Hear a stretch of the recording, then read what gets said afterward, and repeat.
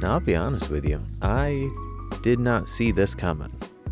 I set out to build a haul table, and what I ended up with was a collaboration with my shopmate, which was entirely unplanned, but a very pleasant surprise. So let's talk about how I got there.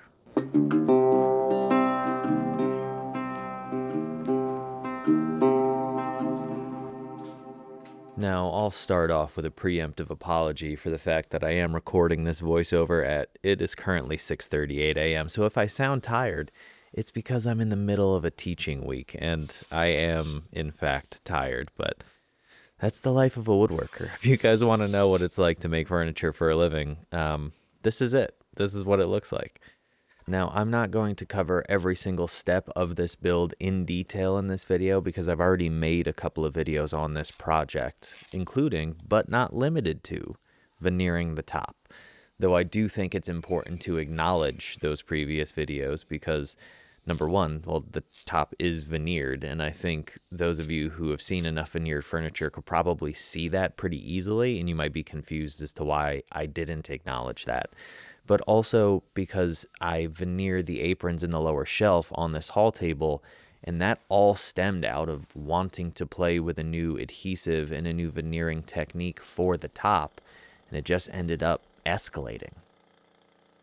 Well, it's in the bag, and now it's a waiting game. And in the meantime, I'm going to start milling components for the table itself. So I've got a bunch of 8-quarter ash over there I'm going to chop up, get the legs, get the aprons going. I am going to do some bent lambs for the front apron, but I don't know if that's going to be this video. So either I'm about to do a big sexy music montage, or this is going to cut to that thing being taken out of the bag. We shall find out right now.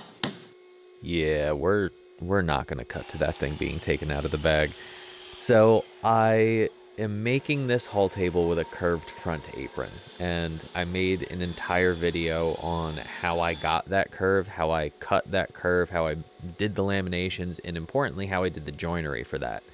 And I'm not going to include any of that information here because that was like a 25 to 30 minute video in and of itself, and we kind of got into the weeds, so you can check that out if you like.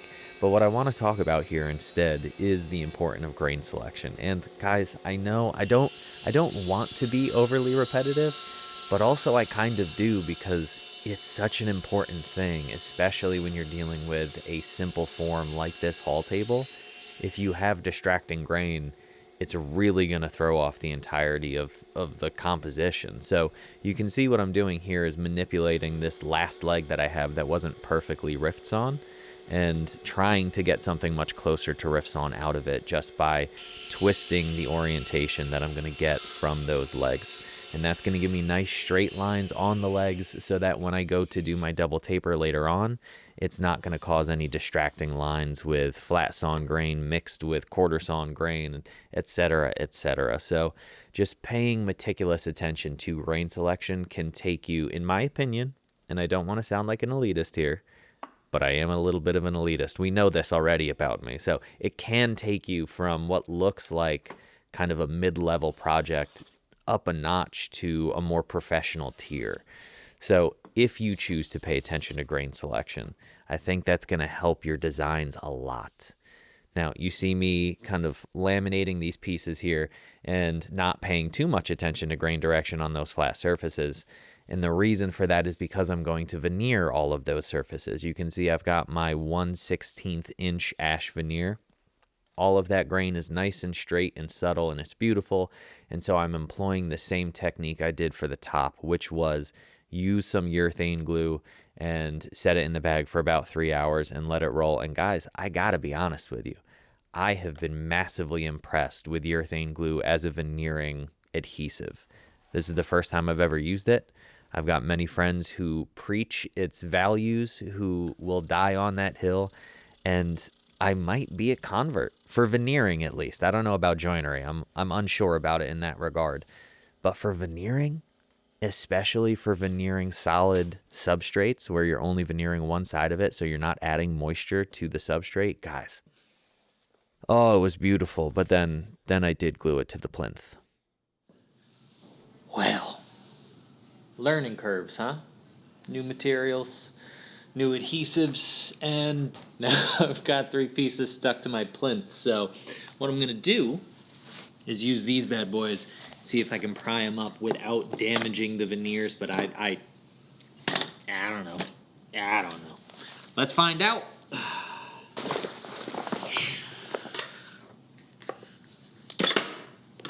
Oh, okay. All right. That wasn't bad.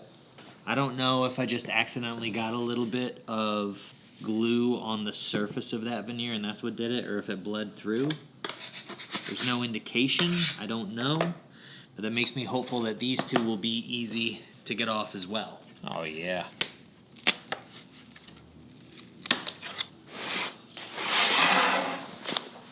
Just looks like a little bit of bleed through, which is, to my understanding, a good thing with polyurethane glue.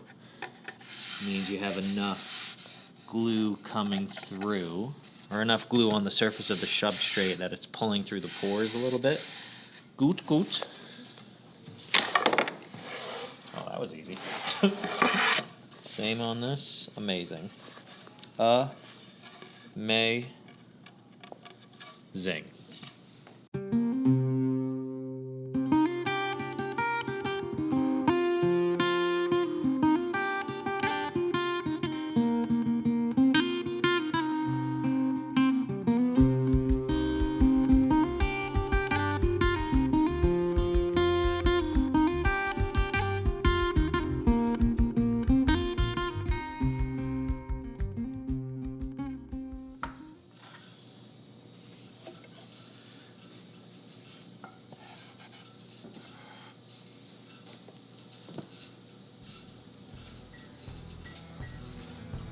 And now we let our parts rest for a couple of days. And then it's time to make a hull table.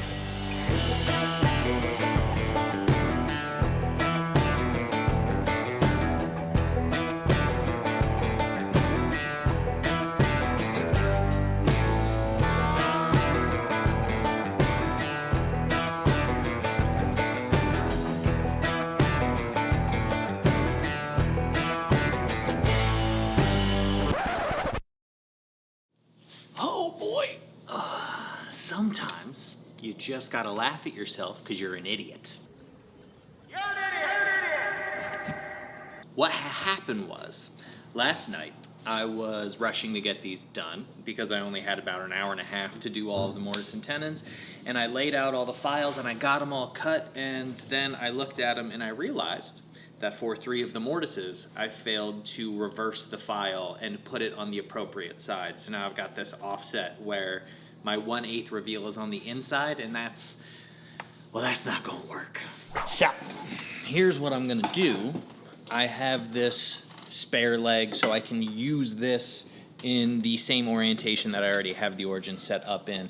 And I'm just gonna cut out 3 plugs, and then I'll glue them in and plug it. And luckily, the improper layout, the hole, the mortise where it exists, is on the inside of the apron, so it'll probably stick out just a little bit on the interior, but nobody's ever going to see it because it's inside the cabinet, and it should be a pretty clean match because it's pulled from the same board. So, you know, I mean, listen, this is life sometimes. Sometimes you do a thing and you try to do it well, and even many, many years into a career, you make the same stupid mistakes you've always made because rushing. So you just got to laugh at yourself, go home, have a beer, and come in the next day and fix the thing. And that's what we're doing today, so let's do that. This is a piece of cherry. It was grown right here in Pennsylvania. And if I'm a gambling man, I'd say probably less than 2 hours west of here. I know my hardwood dealers personally, and I know where they source most of their hardwoods from. It's all from Pennsylvania, because Pennsylvania leads the nation in the production of hardwood lumber, which is why this week I chose to partner with Climate Power, the sponsor of this video. Now, before you go clutching those pearls and start stretching the fingers for the hate comments, just hear me out. I think we're probably all exhausted by the current political climate, and frankly, I don't have much interest in wading into those waters. But I am interested in letting people know that Pennsylvania has over 16.6 million acres of hardwood forest land, the most of any state in the nation, and that its hardwood industry accounts for $21.8 billion in direct and $36 billion in indirect impacts on my state's economy. So it's a legitimate provider of real American jobs. And that 30%, that's right, 30% of the nation's black cherry comes from Pennsylvania forests. And I think we can all agree that cherry is a lovely material to work with. So, why am I talking about this? That's a totally fair question. Here's the deal. Earth Day is coming up on April 22nd. And regardless of how you feel about political organizations, I think we can all agree that we want our hardwoods and the hardworking folks who harvest them for us to be around for a good long while. And personally, I believe that part of our job to make sure that happens is to reduce our negative impact on forests through the development and use of clean energy. So here's what I'm asking. If our forests, our raw materials as woodworkers, and our jobs in the hardwood industry are things that you want to see sustained for many years, I'll provide you with a way to call your representative and encourage them to protect the clean energy future we're building. And if you don't want to text, that's fine too. I'm simply doing what I think is best to ensure that the craft we love can live on for many more generations. And trees are kind of a big part of that. So text ENCurtis to 43464 for a super easy way to call your representative. And thanks to Climate Power for sponsoring this week's video. Now let's talk about mistakes for a second, because they're going to happen. They're inevitable. You're going to screw something up. I'm going to screw something up. I'm a man, not a machine. And if you've spent any length of time around me, you know that I'm about as flawed as they come. But early on in our careers or our woodworking journeys, I think we beat ourselves up for making mistakes, and we think that professionals don't make mistakes. And I am here to tell you, friends, I have never made a project that I've not made a mistake on. And this piece, it ends up being a good piece. Spoiler, it ends up being a pretty strong piece, I think. And yet, when I went to make those mortises, I misaligned one of my files and I cut them in the wrong face. And, you know, I could have thrown them in the burn pile and tossed them and beat myself up and needed to make some new legs. Or I can assess where those damages exist. And in this case, they existed on the inside part of the leg behind the apron. So it's physically impossible to see those unless you're looking up on the underside of the table. And if you're doing that, listen, I'm teaching this class this week. I'm teaching people how to make this table. And one thing I constantly tell students is, and I say this jokingly, so please don't take offense, but I do think it's true that if somebody drops down to look under your table, they're not going to be the ones who are buying your table. So don't worry whether or not they're critiquing your work, because they're not the ones paying for your work. That's how it goes. If you've ever done a trade show, that's how it goes. So in any case, I digress because it is still early in the morning. As I fixed my mortises and assembled this table and it started to take form, you can see that those mistakes are no longer visible to the naked eye, and it's starting to look like a pretty good table.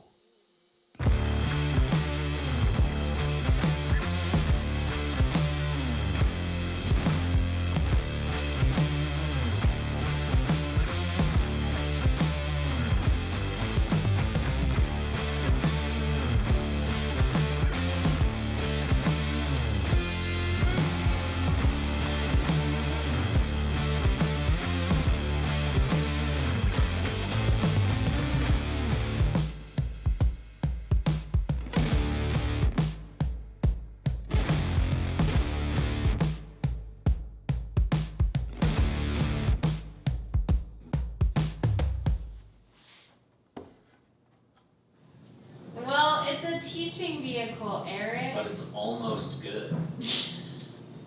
I feel like that works really well somehow. But it's not going to be ceramic. Is this like part of your student prompt? No, this is just me now. The table for the students is done. It's just gonna.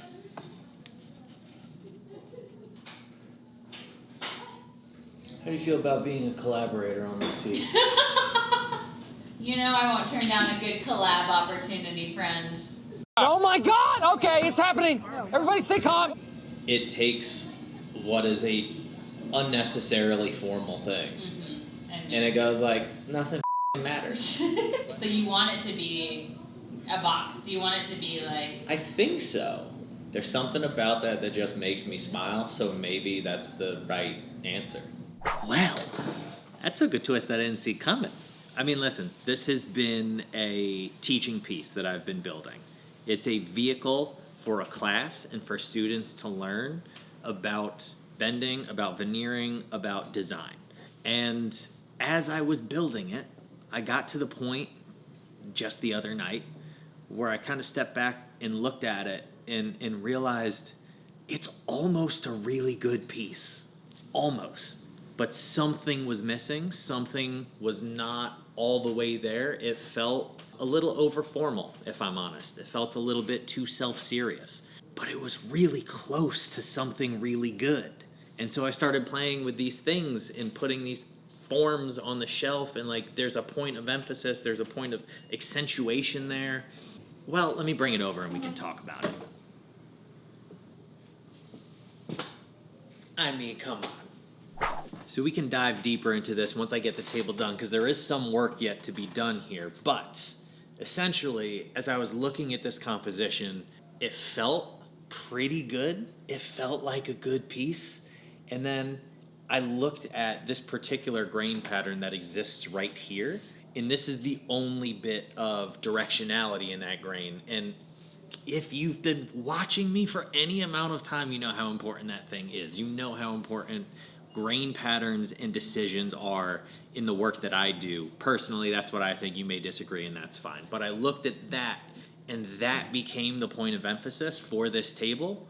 And so it needed something here to acknowledge that, to draw the eye there, to make it an intentional thing rather than it feeling off balance because it's there but not fully realized or not fully articulated. So I played with a bunch of different forms, and to be honest, this one just made me smile. That's all it is. You know, the other ones worked and I could have done something more formal, but there's something about the formality of this with the playfulness of this that made me really happy. And so at the end of the day, that's all that matters, right? Like if the thing makes you smile and it feels right, then it is right. End of story. And it was also helped that this is the thing that Larissa has made, and we've been talking about a collab forever, and we haven't done one yet. So it just feels like the right thing. I'm 95% sure it's the right thing. So this is where I'm going to go with it. I think this is what I'm going to sit with over the next couple of days while I finish up all of the other things, and then we can talk about whether or not the sounds of Philly, baby. Then we can talk about whether or not we're going to actually attack it in this way. But I do think this thing kind of makes sense. It feels right.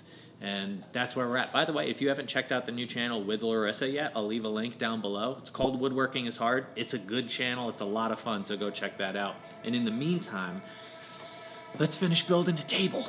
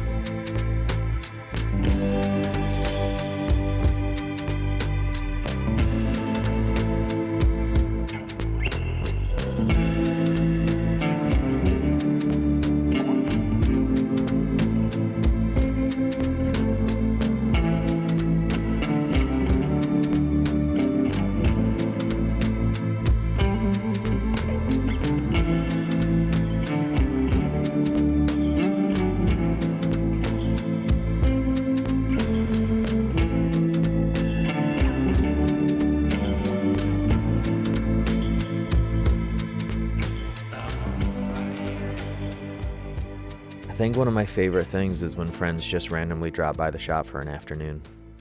If you just make like a little plywood box that like goes around it, that would be enough to keep it from like being in danger. Because it's not like long and skinny or something. It's like pretty not super substantial. dainty. It is, and it's close enough to this leg. It's not floating in the middle of the table. Right. It's just the thought of like, is it better off being removable?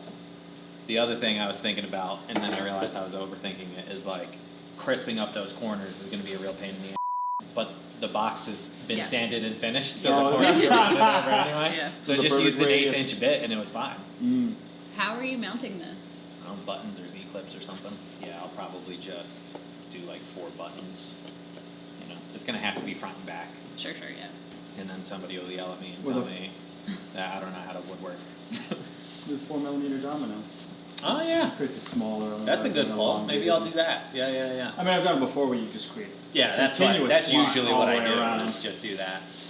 But actually placing them in the appropriate place, that'd be good. You can say that again.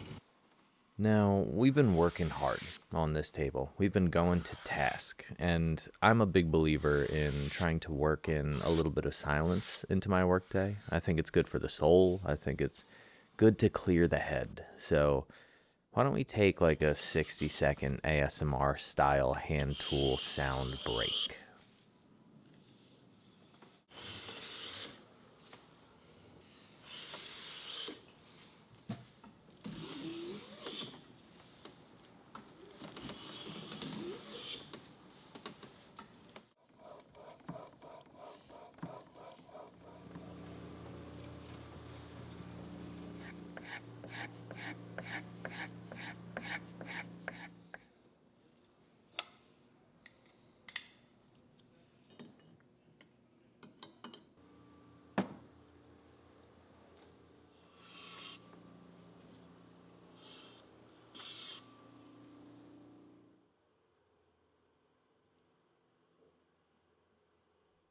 Now, don't you just feel a little bit better after that? I don't know, maybe I'm just becoming more of a hippie as I get older, but I do enjoy a little bit of silence. I think it's good for you.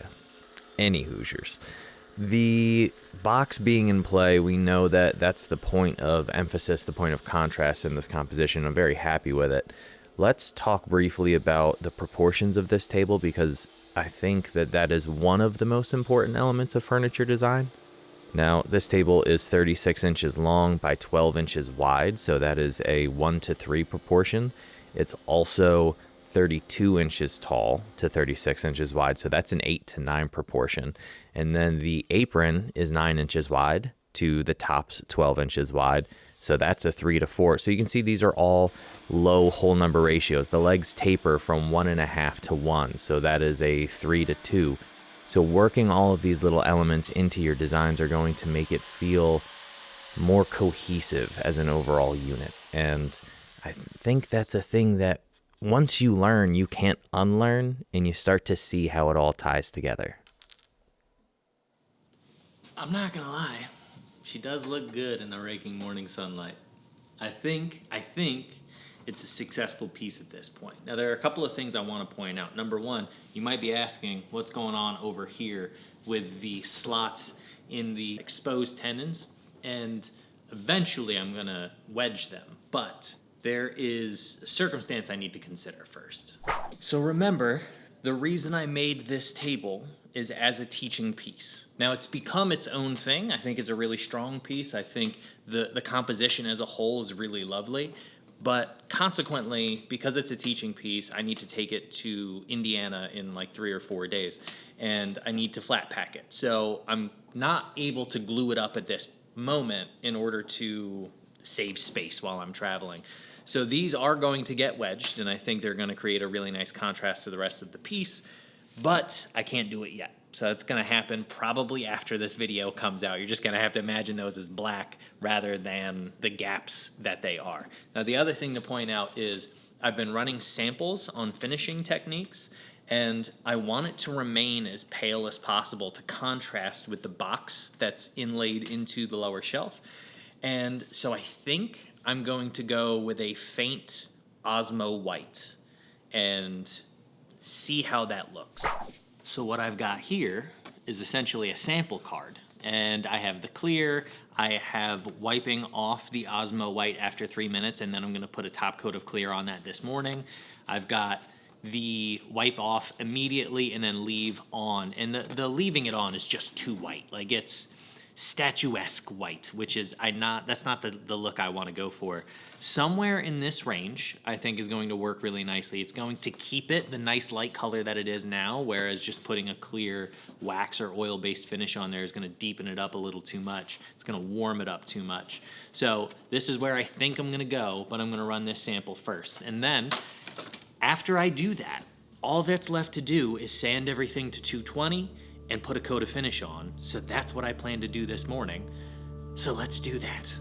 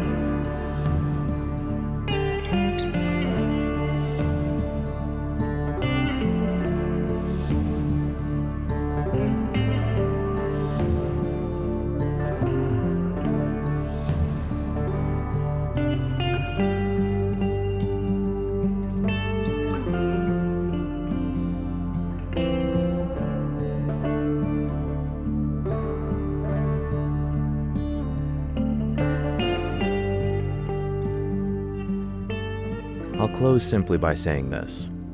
I think early on in our woodworking journeys, a lot of folks are afraid of design decisions because they're afraid of getting them wrong. I certainly know that I was. And what I've learned over the years is that the right answer is usually just whatever makes you smile.